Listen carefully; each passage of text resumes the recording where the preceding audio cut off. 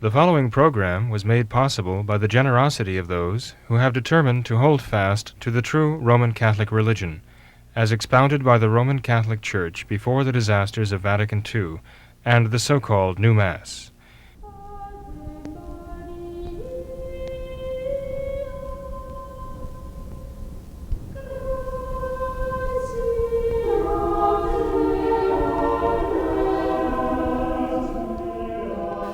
Hello and welcome to What Catholics Believe. I'm your host, Thomas Nagley, and with me tonight is Father William Jenkins of the Society of St. Pius V and pastor of Immaculate Conception Church in Norwood, Ohio. Hello, Father. Hello, Tom. How are you? It's good to see you. Good to see you, too. Tonight we will continue our discussion of viewer questions, and this first one, Father, concerns the topic of natural family planning. And one of our viewers writes in and says, Father, there seems to be a lot of confusion concerning the topic of natural family planning in the traditional Catholic community. Many couples believe it is permissible under any circumstances. Has the Church any definite teachings that can clear this up? And Father, I would have to say that I agree with that. I've seen that in my own personal experience, that some Catholics speak very fondly of natural family planning, and it seems that although the Church sometimes permits it as the lesser of two evils, that doesn't change the fact that natural family planning is still an evil. Is that correct? Well, it derogates from the primary essential purpose of marriage. Right? The primary essential purpose of marriage, as God himself instituted, was to increase, multiply, and fill the earth, to give life. Right. And so whenever you derogate or you deviate from a primary essential purpose of something that God has done, obviously, it is going to be an evil, right? But there are things that are intrinsically evil, Tom, and things that are not intrinsically evil. Okay. For example, abortion is intrinsically evil, to directly take the life of an innocent person. Is always and everywhere evil. Right. There's no justification for that, ever, under any circumstances. But there is, again, the principle of double effect, and or what we call the indirect voluntary. It's what it's called in moral theology, where an action is taken not for the sake of an evil, but for the sake of a good, which is proportionate and take something, a situation that is not intrinsically, or an act that is not intrinsically evil, and actually can justify it. For example, Pope Pius XII actually made a statement about natural family planning back in the early 1950s. In fact, he was giving a conference in the Vatican to a large group of midwives of Italy. And he was explaining the circumstances under which natural family planning could be used.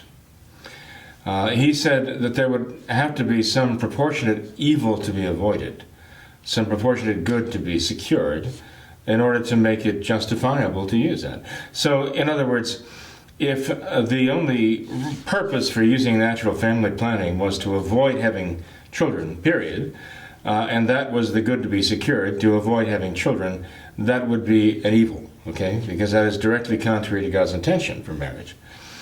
But he laid out certain conditions under which natural family planning could be, if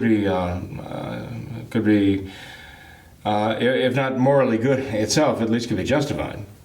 He talked about the case of a couple who had children who discovered that the children that they had were given to some sort of disfigurement or some sort of impairment.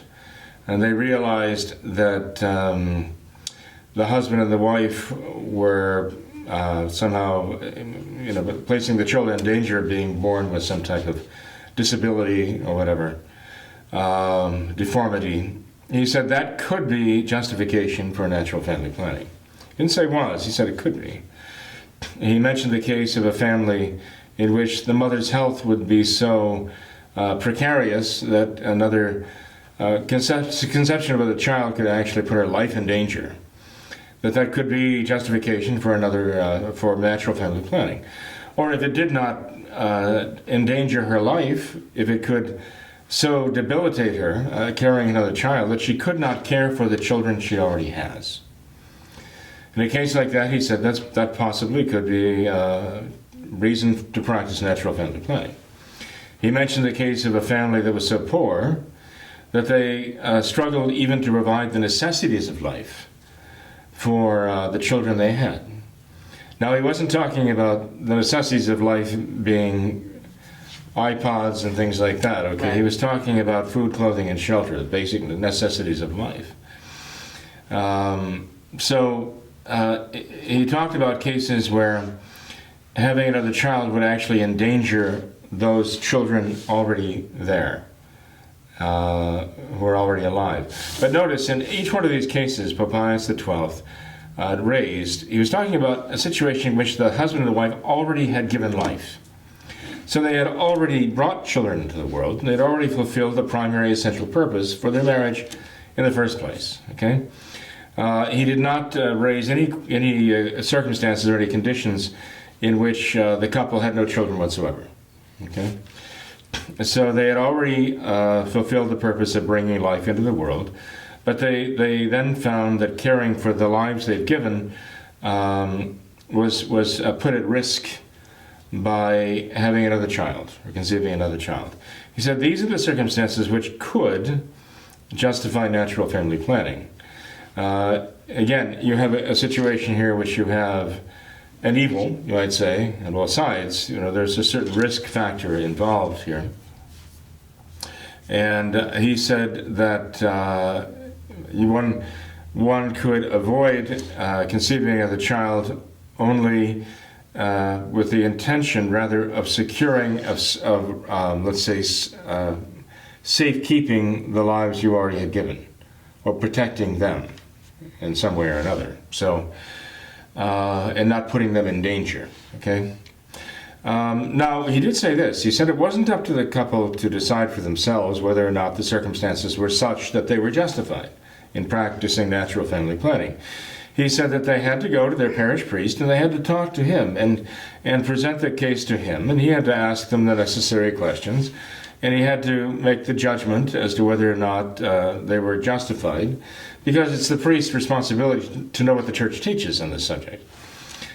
And telling the people involved, the couple, that they had to go and consult the parish priest actually was for their own benefit, because certainly you wouldn't want couples to be deciding for themselves, yes, we can practice natural family planning, making a mistake and discovering the hard way, even a judgment, that they were wrong and that they were deciding out of selfishness, or even legitimately practicing natural family planning for honest and compelling reasons, but always wondering whether or not they were guilty. And so when the priest gave an answer, he took the responsibility upon himself, because it's his responsibility to know the answer. But if he doesn't know, he has to find out. Okay, but he has to give them a reliable answer. And they're not just asking for his opinion on the matter, they're asking for a judgment based upon true knowledge and certain knowledge of the church's teaching, and the assessment of the actual situation. So they have to go into this with the understanding that they're going to accept God's will no matter what it is. You see, the church sees a certain danger in this, not only in terms of avoiding conceiving a child, but the church sees a danger of putting the husband and the wife in a morally compromising situation where they can be tempted to do immoral things, to avoid conceiving a child, when they somehow don't feel that they can then practice natural family planning and abstaining, because it involves abstinence, as you know. And the danger is that they will try to find some other method then of conceiving a child, avoiding conception of a child. And the church doesn't want the husband and the wife to put each other in danger. The church doesn't want the husband to, shall we say, pressure the wife into anything. The church doesn't want the wife to pressure the husband into anything. It has to be by free mutual consent of the two parties, because each one of them has the marriage rights and received those marriage rights the day they were married. And so no one can bully someone into giving up his marriage rights, not legitimately anyway. So it would have to be something they would both agree to. And then it's something that they would both have to honor as to what would be the true form of abstaining, during periods when a child could be conceived, rather than straying from that due to concupiscence and get into morally compromising actions, or even just downright intrinsically evil actions. So you see, there are certain dangers the Church sees, wisely so, and she wants always to maintain the integrity of the couple in their marriage vows, their faithfulness to each other, and their faithfulness to God. So yes, in answer to the question, there are restrictions. It is not always and everywhere perfectly fine to just do that at will. There are elements involved that do confront the primary essential purpose of marriage, and so it is a very serious matter. People have to consult their priest, but I warn them, if they go to a novus ordo priest, a new order priest, he will very likely tell them, oh sure, there's no problem with that, do whatever you want there. And you have these novus ordo organizations that are pushing this natural family planning as an alternative to birth control, right. Artificial birth control. Right. It's not an alternative to artificial birth control. That is wrong to situate it that way. So there are very serious moral questions that have to be addressed before the question can be answered. Does this or that couple in this or that situation justify the use of natural family planning? Father, in regards to that topic of submitting the case to the parish priest and his discretion, one objection that I've heard raised before is that the priest should has no business interfering in these matters, that topic of marriage relation should be exclusively between a husband and a wife, and a priest who himself isn't even married has no business interfering in that topic. How would you answer that? I'd say that's a good opinion for atheists. I'd say if they want to be atheists, fine, that's fine. I'd say, why do they bother with the sacrament? Why do they bother getting married in the first place? I mean, what's the point? If the Church has nothing to say about their marriage, then tell the priest ahead of time so he can say, well, then don't come here to receive the sacrament of matrimony, because it is a sacrament, and Christ did commit that to the care of the Church. And if you think the Church has nothing to say about it, and you disguise that under the say the priest doesn't have anything to say about it, what you really mean to say is that the Church has nothing to say about it, and furthermore, as far as they're concerned, God has nothing to say about it, then just acknowledge the fact that they're atheists, and just be consistent in their atheism. But if they're going to profess the faith, to come and when to be married in the Church and receive the sacrament of matrimony, then they are necessarily submitting their marriage to the Church and to God, right? And He will judge them for that. But I've never heard anybody say that. I've heard people say that other people say that, though. And if a couple were to tell me that, I would tell them, well, don't. You're not going to get married here. I'm not going to marry you. I can't in conscience marry you with that attitude. That you're not even going to be submitting yourselves to the moral law of God. But you see, Tom, this gets back to the idea that within marriage everything is okay, and that is a monstrous idea. And quite the contrary, in marriage you need every bit as much restraint, if not more restraint, than you need outside of marriage.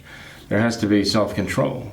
And before you get married, the fact that you can live chastely before you're married, the fact that you can live chastely while in courtship, is necessary to show that you can be trusted to live chastely within marriage too. Because if you can't respect your marriage vows before you make them, how are you going to respect them after you make them? No, the moral law still applies within marriage too. And I can't believe that anybody who's been through a good course in marriage instruction, who took it seriously and was, well taught, could actually make a statement like that after we're married, they have nothing more to say about it. Right. So anyway, but you're a married man, right? I am. You could set these people straight. I know you could. I could try, Father. It seems like a great act of charity on the part of the church, and requiring that the couple submit that case to the parish priest, because even if the parish priest wrongly permits them, if he gives them the okay, the go ahead, and the couple follows their parish priest's advice, they will be free from guilt in the eyes of God, even if they practice this wrongly. So that actually seems like a great act of charity, that the church would do that for them. And actually, the church has that in mind, that it will free them from the concerns about the morality of what they're doing. Right. And the priest will take the responsibility Right. upon himself. So he'd better be right. He'd better make sure that he's giving them the right answer. Right.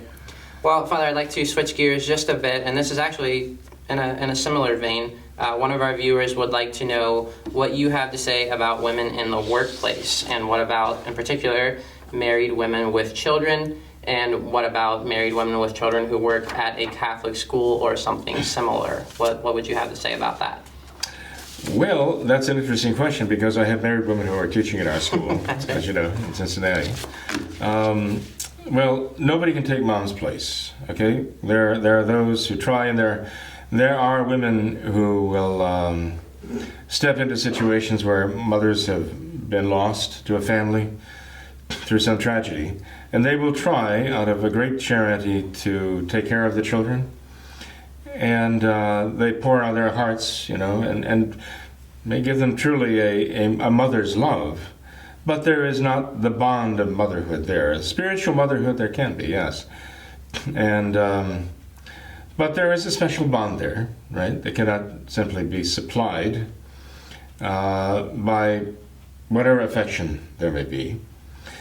So, in some cases, it's necessary. It is the case of a mother working, though. Is that the case of necessity, where a mother would leave her children to be raised by another woman, or whoever, a daycare center, whatever? It certainly is not God's plan to do that. Is it intrinsically evil for a woman to work, to be a wage earner for the family?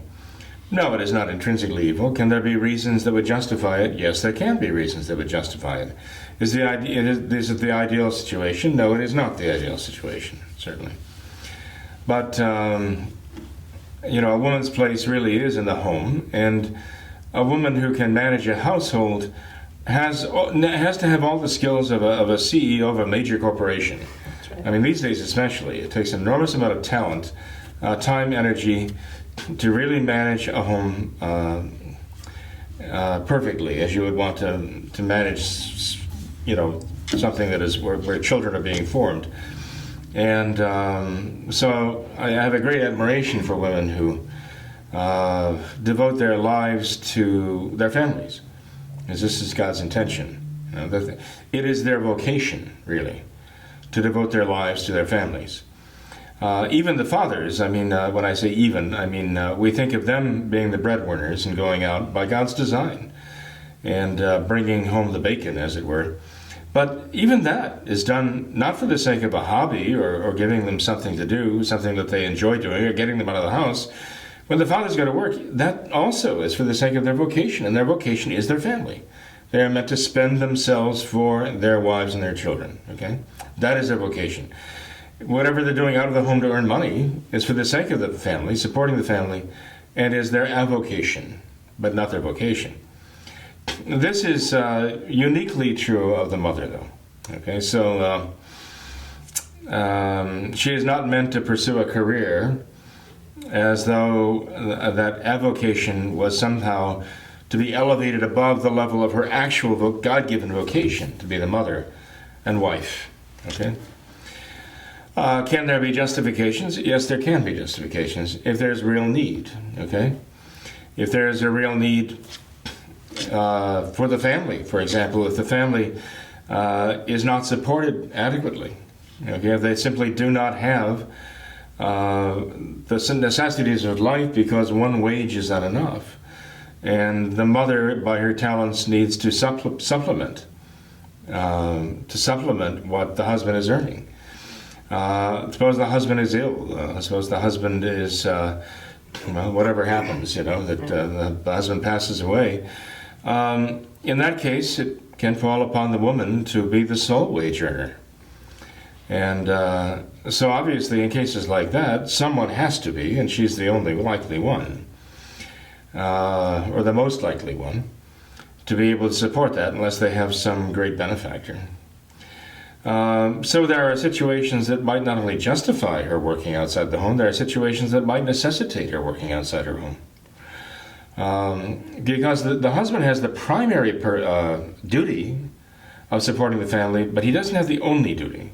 The wife also shares that duty secondarily to him, so that if for whatever reason he cannot or will not provide the material necessity of the family, the wife, it falls secondly to the wife. I'm sorry, you had a question here. Well, Father, I was just going to say this might be begging the question a bit, but you mentioned women, wives and mothers having out of necessity to become wage earners for their families. Would you say that trend is becoming more commonplace in society? And if so, what is the driving force behind that? Oh, absolutely. There was a Maryknoll missionary named Father John Becca back in the 1950s and 60s. In fact, he was imprisoned by the Communist Chinese. And he eventually was released. He was threatened with death by firing squad day after day after day after day. He was marched out to the killing fields and then brought back. Went through this drill over and over again, never knowing when one of the bullets might take his life. Cruel. But they wanted the children in the villages to see death, to strike terror into the children. Even the little tiny children were forced to watch as their villagers were killed. So that they would learn what it was to fear, to be afraid. In fact, Father Becca's very powerful speech that he gave, even here in the United States, he was speaking at Elder High School back in the early 60s, I believe it was, after he was released from the Communist Chinese. And he gave a speech entitled, Force and Fear, the Two Fists of Communism. And he talked about their use of force and the engendering of fear. And that's how they control whole populations. That's how they control the people of his own village in China. And he said in the course of his speech, I recommend that. You can find that. I'm sure you can find that talk. It's very powerful. He talks about the fact that when he came back to the United States, he saw this very clearly. He said economic conditions are being created in this country. That's what he said, created in this country. They weren't just happening. They were being deliberately done, brought into being, that required both the husband and the wife to work, so that the children would be raised by someone other than their own parents. And he said, where are they? Where are the children then? Who's raising those children? What ideas are being given to those children? He even talked about something, so when it's as a child going to the library, and the librarian being, as he said, pinko. He was very matter of fact about communism because he stared it right in the teeth. Right. And he said, you get this leftist librarian who's supposed to recommend books for kids to read. He said, what do you think they're going to give the kids to be reading, right? And all the more so in the schools and wherever else, the daycare, wherever you put the children. Who's going to be raising these kids with the idea of the television set, for example, right? The children's shows. What kind of ideas are they going to be putting in the children's minds?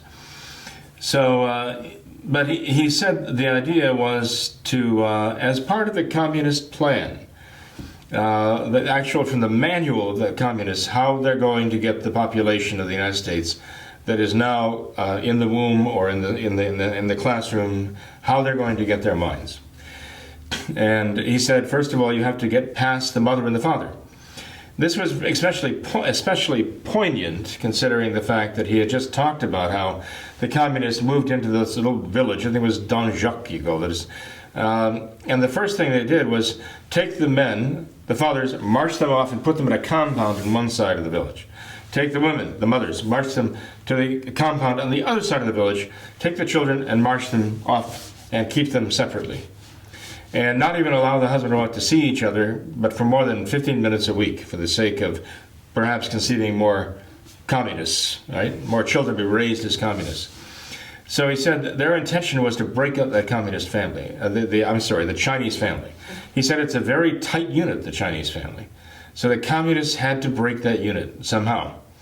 And this is the way they chose to do it, try to do it, okay? So he was very much aware of that happening in our own country. But it was not being done at the point of a bayonet. It was being done, let's say, at the point of a spatula, because they could, you have to have food to feed your children. And if one wage is not enough, the mom has to go out and get a job to earn enough money. He said it was completely artificial. It was being done that way deliberately by the leftists to attack and destroy the family and leave the children free to be raised by them. So, obviously it is an evil. But again, when you get to a wife doing something that she has the skills to do for a Catholic school, is there a proportionate good there? Well, there can be a proportionate good. Because not only can she say, well, this is my way of providing a good school for my children, but for other people's children too.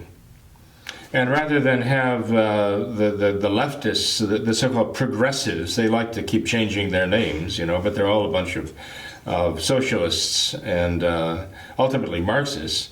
Rather than have them break the family up so they can raise the children as leftists, the idea of a Catholic mother is what I can do is I can contribute my time and talents to a Catholic school where the children will be raised as Catholics, and they will get their faith, and they'll have good friends, and eventually they'll have good people to marry and have families of their own. And how are they going to do that if we live in isolation?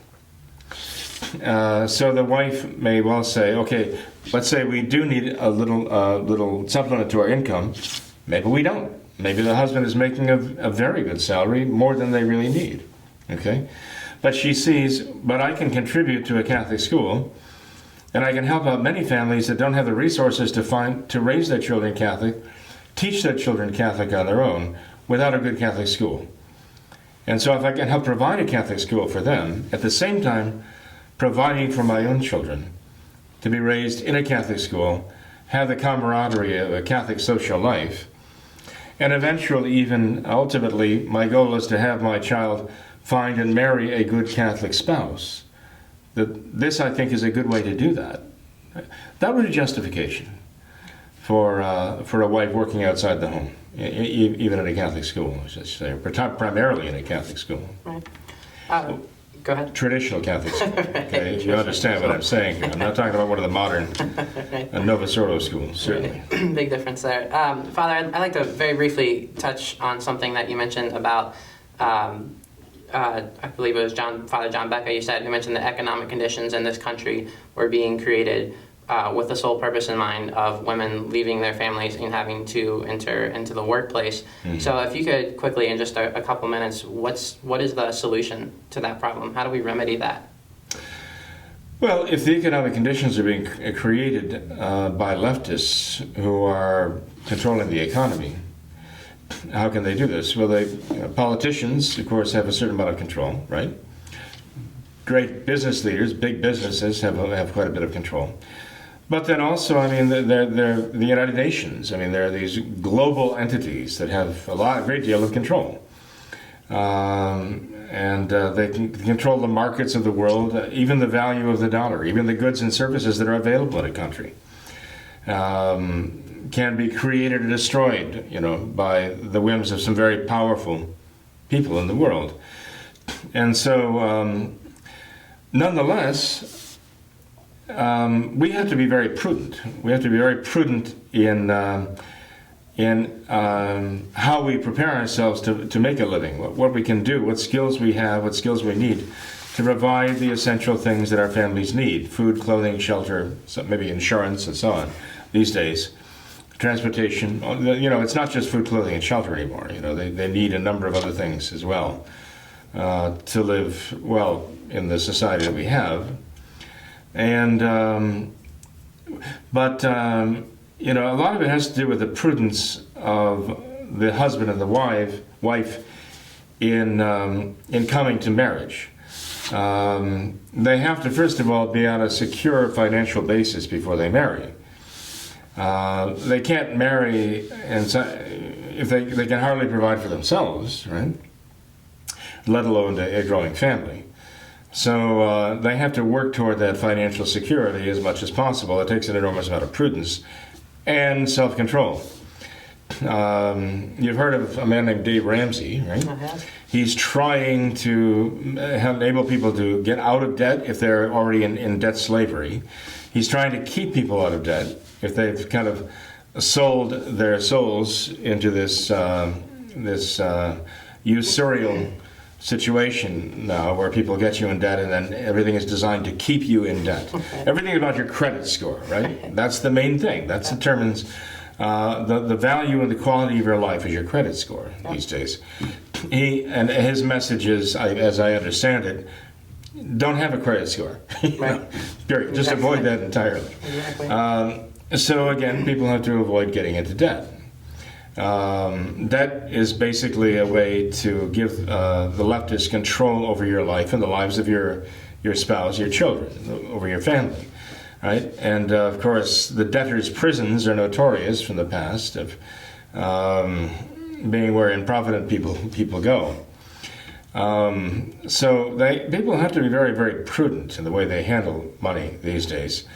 If they want to have the situation that the church sees as the way it really should be, but the father is the wage earner and the wife is the full-time stay-at-home mom, okay?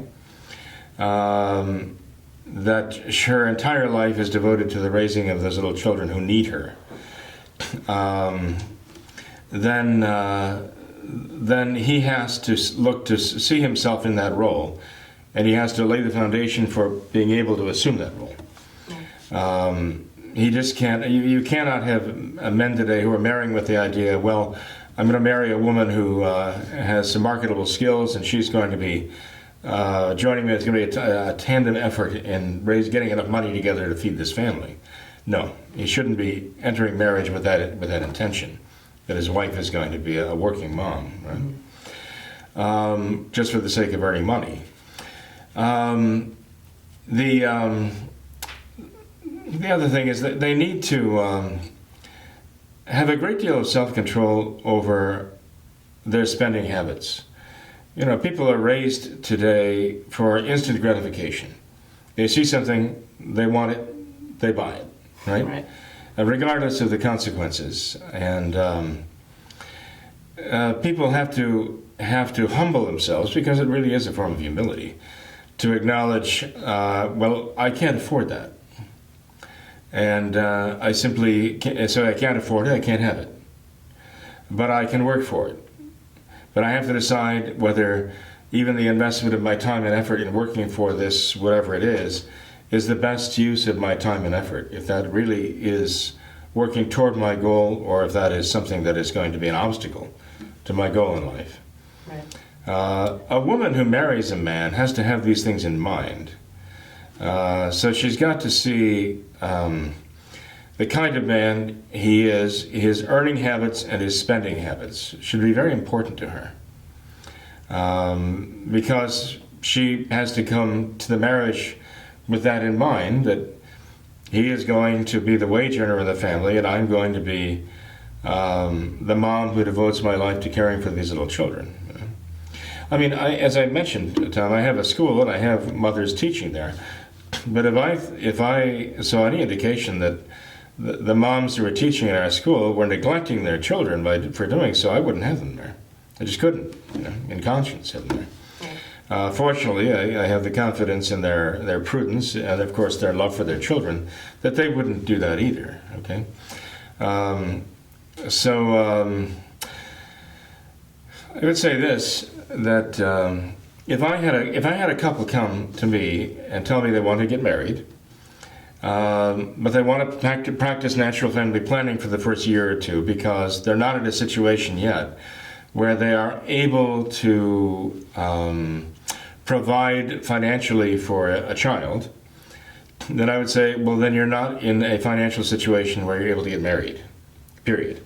If you are not able to have children yet, you are not able to be married yet, period. So go get yourselves situated where you can afford to have children and then come back and see me about actually getting married. Right. It's that serious. Okay? Right. Well, Father, that's definitely a weighty topic, and I believe it ties in a bit with one of our previous programs where we discussed the topic of the church's view on money. So I would definitely recommend that video to all of our viewers.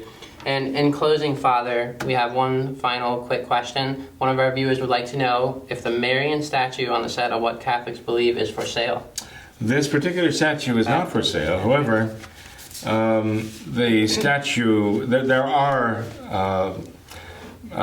religious goods stores that do sell this very beautiful statue. In fact, you can find them, I imagine you could probably find them online. I hesitate to direct anybody to go online because of all the filth that's on there.